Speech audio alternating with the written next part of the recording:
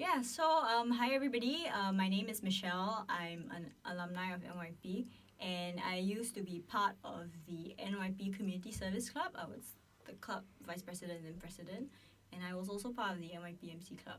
And so, volunteering and befriending seniors is a very big part um, of who I am today, and I'm really glad that I get this opportunity to share about my befriending experience with all of you.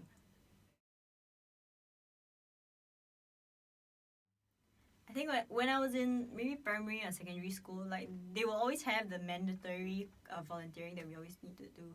And one day, the school brought us to this senior activity center, and it told us, okay, go and entertain them. You know, half of you do the cleaning, and half of you like perform for them, or you sing for them, and you like get them interested and talk to them, like, basically. But then we were like, um, we didn't really know what we were doing. So when we went there and we did whatever performance that we did, the seniors just literally just did this, and like they didn't even like really engage with us. They didn't really care about what we were doing. I always had the impression that seniors were very lethargic. They cannot be bothered with us. They're very grumpy. So all this while, all throughout primary and secondary school, I never really wanted to volunteer. So when I came into NYP, it was the same thing. If people ask me to volunteer with kids, I'm like, yes, sure, let's go for it. You know, special needs kids, in student cares, whatever it is, kids, I will always say yes. And then one day, they were looking for volunteers to go do some senior befriending. And then I was just like, no, because um, number one, I really like could not connect with seniors, and I always thought they were very grumpy and they didn't want to talk to me, and so there was no point in me going to befriend seniors. Yeah, so it was only in NYP that I started doing senior befriending. I first started in the NYP Community Service Club. I joined because I wanted to volunteer with kids, evidently. And one day, one of the staff was asking, you know, hey, there's a new senior activity center opening up, and you know, we want some people to just go and engage the seniors lah, and see, you know, what the seniors are like, then whether we can plan some programs for them. And I was like, no, like I was not interested at all lah. Um, and then I realized that across the rest of my peers also, we weren't really interested in senior befriending because we all didn't know what it was going to be like. We didn't know whether the seniors would be like grumpy, disinterested, or whether, you know, us going would really make a difference.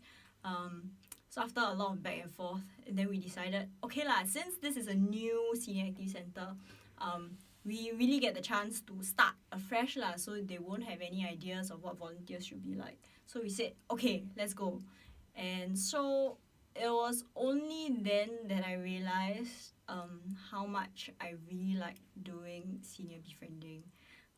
I've been with the same center for maybe coming 4 years this August. So it was during that period, even in addition to what like us students in NYP were doing, the center itself started to invite us to come and just hang around with the seniors. So even when they were making things like dumpling festival, or like they were learning how to make soon kueh, then they would just call us and we would go down because of the relationship we built lah.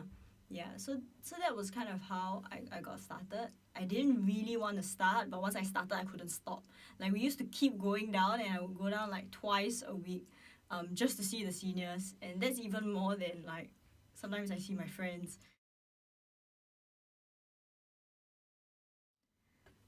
I would say there is no like definite turning point, but it was just because I kept going back.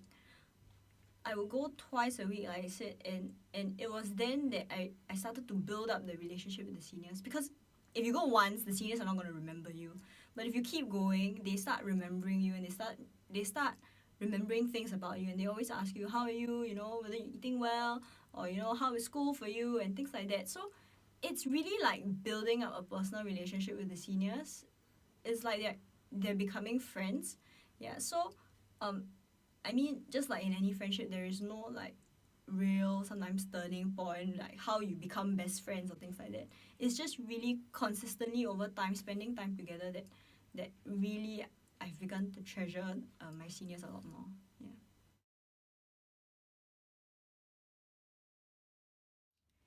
I think really it's just taking that one leap to try, because I mean, if I never tried, I would never have found my seniors, and I would never have wanted to do befriending of seniors. Really, sometimes you need to really go out there, engage the seniors, and do so over a long period of time so you can build the relationship. If you're going there once or twice, you probably won't see the value of it because you don't have time to build that relationship with them. So, if I knew now, you know, I would really tell myself to just go and try and commit yourself to a few sessions to see whether this is your cup of tea.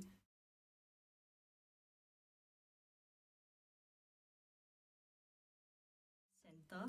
I still go back. I try to go once a month. We plan events with some of my other friends who've been volunteering with me. We plan some events and we go ahead with them and just hang out with the seniors lah. Sometimes we just go to sit around and play mahjong or gym rummy with them. Sometimes just to talk, say hi, drop by for an hour and things like that. Just to spend some time with them to make sure, hey, we're not forgotten and we didn't forget about you. Yeah, so I think quality time was very important. So like recently, in the last 1 or 2 years, we've gotten together and we played some really interesting kind of activities and games with them. So we've done, I think, coming 3 rounds of sports days with them. They really love sports day. Because they're seniors, right? And mobility is such a problem sometimes.